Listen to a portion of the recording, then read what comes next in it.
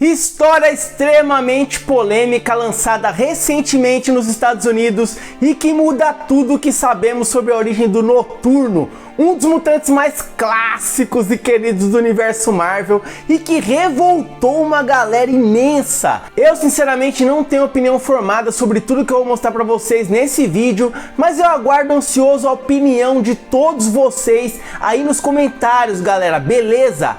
E lógico, também deixe um fabuloso like que fortalece demais o canal. Não deixe de se inscrever para não perder absolutamente nada. E sem mais delongas, a nova origem do Noturno é contada na primeira edição de X-Men Blue Origins e declara categoricamente que Noturno é filho de Mística e Sina. Sua mãe é Irene Adler e seu pai é a Mística, que se transformou no demônio Azazel a nível genético e engravidou a Sina. Galera, estão confusos? Então vamos entrar em todos os detalhes e pormenores desses acontecimentos. Mas antes eu vou mostrar como eram as origens oficiais do Noturno antes desse retcon da Marvel. A primeira origem do Noturno foi contada nos Estados Unidos na edição X-Men Unlimited de 1994 e quem conta a história é a própria Mística, que revela que vivia como esposa de um aristocrata no luxo e na riqueza e por descuido revelou sua verdadeira aparência, fazendo uma turba de aldeões enlouquecida perseguir uma suposta mulher demônio e a sua cria. Mística se viu na floresta fugindo com seu filho e revela ao próprio Noturno que naquela época ela era fria, cruel e calculista e decidiu se transformar em um dos aldeões, contando que havia matado a mulher demônio antes da chegada da multidão, mas os aldeões não acreditaram muito nessa história, não estavam tão satisfeitos, eles queriam muito mais e ela jogou o Noturno de um penhasco no rio logo abaixo para acalmar os ânimos da turba violenta e escapar dessa com vida. Essa primeira origem revela apenas isso, galera. Não detalha absolutamente nada. A história é até bem legal e também aborda o tempo que a Mística foi mãe adotiva da vampira. Então recomendo a leitura que explora bem a personalidade dos três personagens. A próxima origem e que dá mais detalhes do nascimento do Noturno saiu na edição Uncanny X-Men número 428, revelando que a Mística vivia como esposa de um burguês safado. Bando de burguês safado! Chamado Christian, que era completamente apaixonado pela Raven. O detalhe é que exames revelaram que ele era infértil, mas isso não importava nada para ela. Mística apenas queria viver uma vida de luxúria e riqueza e o tal do Christian não significava nada para ela. Até que um dia Azazel se apresenta como um governante de terras distantes, chama demais a atenção da mulher e os dois começam a atrair Christian constantemente, a ponto da Mística se apaixonar completamente pelo demônio que até se revela para ela. O detalhe curioso aqui nessa história, galera, que quem batizou a Raven com o nome Mística foi o Azazel, que ao seduzi-la diz que Raven possui uma magnífica e poderosa beleza, muito mística, muito atraente. De fato, ela era mística. Isso ficou gravado na garota, que se apaixonou completamente por esse homem misterioso a ponto de se entregar e engravidar. Tantos encontros misteriosos chamaram a atenção das pessoas e, para piorar, Azazel, ao saber que Raven carregava sua semente, decidiu que seu propósito ali já estava completo. O único objetivo de Azazel é espalhar sua semente e abandonou Mística e seu filho. Foi comprar cigarros e nunca mais voltou. Olha isso, galera. Despedaçando o seu coração e lógico que a barriga barriga começou a crescer e quando Christian decidiu confrontá-la, já que claramente o filho não era seu, esse foi o seu principal erro. Mística assume sua verdadeira forma, mata o seu marido e assume o seu lugar para manter as aparências até o parto do pequeno Noturno. E sem conseguir manter suas emoções controladas, ela também se revela. Esse é o ponto em que as duas origens antigas convergem. E se vendo perseguida pela multidão furiosa, ela decide se livrar do bebê de forma fria e cruel. Essa história também revela como o Noturno sobreviveu. Ainda bebê, ele já tem acesso aos seus poderes de teleporte. E durante a queda, ele desaparece com o som característico dos seus poderes, o Banff. Wolverine tem o Snikt das garras, o Homem-Aranha tem o Twip das teias e o Noturno tem o Banff. E finalmente chegamos à história definitiva, canônica e mais detalhada possível, com todas as explicações que a Marvel decidiu contar agora, que começa com Mística durante o massacre do baile Hellfire, resistindo aos comandos de Xavier a todos os mutantes da Terra para que entrasse nos portais de Krakoa e se jogando do penhasco, sobrevivendo logo após, completamente alucinada, delirando sobre um bebê e roubando um dos barcos da Orquídea para chegar a Nova York e encontrar o seu bebê Noturno, que atualmente atua como Homem-Aranha, sob a anuência de Peter Parker durante essa crise. Ela continua extremamente confusa e delirando sobre o passado, relembrando a segunda origem clássica,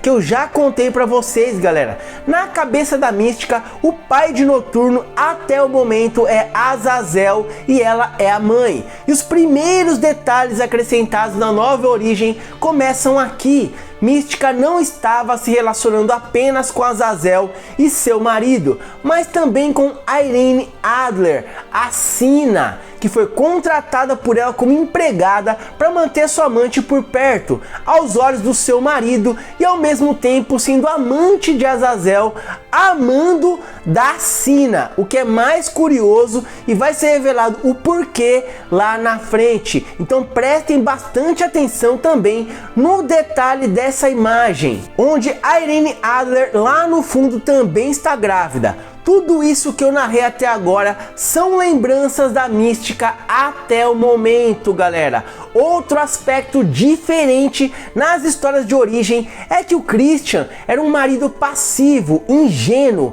que acreditava cegamente no amor da Raven, e ele morreu em posição de um cara inútil, um bobo enganado. Mas nessa história recente, Christian é um cara agressivo e possessivo, beleza, pessoal? Tudo tranquilo até aqui, pois apertem os cintos que tudo vai mudar drasticamente. E o que eu vou narrar daqui pra frente é a origem definitiva do Noturno e é canônico. Enquanto mãe e filho conversavam sobre toda essa história e lembranças difusas da Mística, ela fica o tempo todo ameaçando o Noturno com essa arma aí, colocando na cabeça dele, apontando, até que chega um ponto que ele diz basta dessa situação e manifesta uma espada mágica chamada Espada da Esperança. A origem dela e por que o Noturno está usando fica para outra história, galera. Não dá para eu contar tudo, senão o vídeo vai ter mais de meia hora ou uma hora. Ele corta a arma no meio e explica a Raven que essa espada simboliza um sentimento de que um mundo melhor é possível. E acaba acalmando sua mãe, que segura a espada, e todas as verdadeiras lembranças do passado vêm à tona como um turbilhão de uma vez só, fazendo além da Mística recobrar completamente sua racionalidade, ter absoluto conhecimento de toda a história verdadeira do passado. Sina e Mística sempre estiveram apaixonadas, antes de absolutamente tudo, antes até do Christian, e as duas tinham um acordo de explorarem políticos, aristocratas, ricaços, etc. Sempre vivendo essa vida de riqueza e luxúria, sem se preocupar muito com o futuro e sem revelar o caso entre elas. Até que em determinado momento, elas enxergaram no Christian uma situação especial. Raven se casaria com ele para possuir os bens e status social do aristocrata, e Cinna foi contratada como empregada. Até aí tudo bem, até que Azazel entra na história e tem um caso com Raven, mas ela jamais se apaixona por ele, principalmente quando ele se revela como um demônio, comandante de legiões diabólicas e ganancioso. Ela até fica meio que enjoada dele. O verdadeiro amor dela sempre foi Irene Adler, que revela que gostaria de ter uma família com a Raven. E tomada essa decisão, o homem ou demônio escolhido pela Mística e a Cinna para ser o pai dessa criança foi Azazel. Então ela assume a forma do demônio a nível genético e engravida a Cinna. Então, com lágrimas nos olhos, ela revela ao seu filho que na verdade ela é o pai dele. Então as duas aparecem grávidas,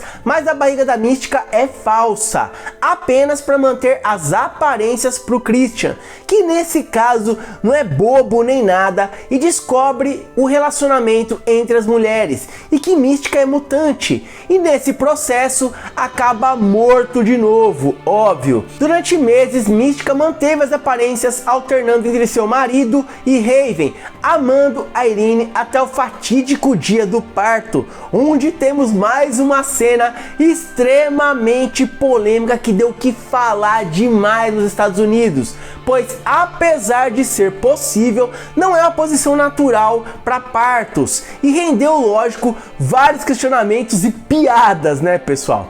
Mas enfim, nosso querido Kurt Wagner foi concebido da forma que conhecemos, um bebê azul carismático, e os empregados descobrem o caso das mulheres e se repetem as cenas de perseguição da multidão ensandecida atrás dos demônios.